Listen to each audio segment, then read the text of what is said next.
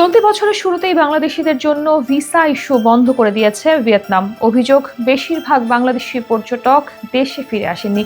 কেউ সেখানে থেকে গেছেন ট্যুরিস্ট ভিসা শেষ হয়ে যাওয়ার পর, কেউ বা আবার পাড়ি জমিয়েছেন অবৈধ পথে ভিন্ন কোনো দেশে।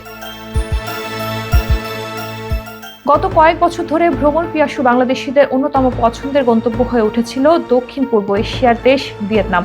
কেউ কেউ সেখান থেকে ঘুরে এসেছেন কম্বোডিয়া বা লাওসও, কিন্তু সম্প্রতি সে যাত্রা যেন থমকে গেছে। শুধু ভিয়েতনাম নয়, সিঙ্গাপুর, থাইল্যান্ড এবং মালয়েশিয়ার মতো দেশগুলো বাংলাদেশিদের জন্য ভিসা প্রক্রিয়ার জটিলতা বাড়িয়েছে। একাধিকবার ভ্রমণ করেছেন এমন অনেকেরও আবেদন বাতিল হচ্ছে।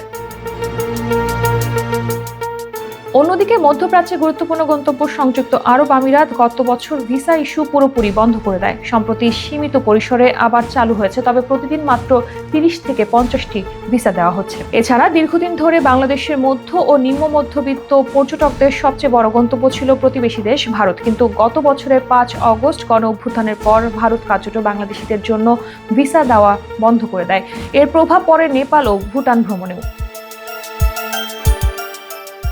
এই অবস্থায় কিছুটা ব্যতিক্রম ছিল পাকিস্তান। বাংলাদেশিদের জন্য ভিসা সহজ করেছিল ইসলামাবাদ, সরাসরি ফ্লাইট চালুর কথা উঠেছিল, কিন্তু সাম্প্রতিক ভারত পাকিস্তান উত্তেজনা এবং পাকিস্তান সন্ত্রাসী হামলার কারণে সেখানেও আগ্রহ কমেছে। বিশ্লেষকরা বলছেন, বাংলাদেশিদের অবৈধ বিদেশ যাত্রা এবং কর্মসংস্থানের জন্য ট্যুরিস্ট ভিসার অপব্যবহারের কারণেই বিশ্বে বাংলাদেশি পাসপোর্টের গ্রহণযোগ্যতা দিন দিন কমছে।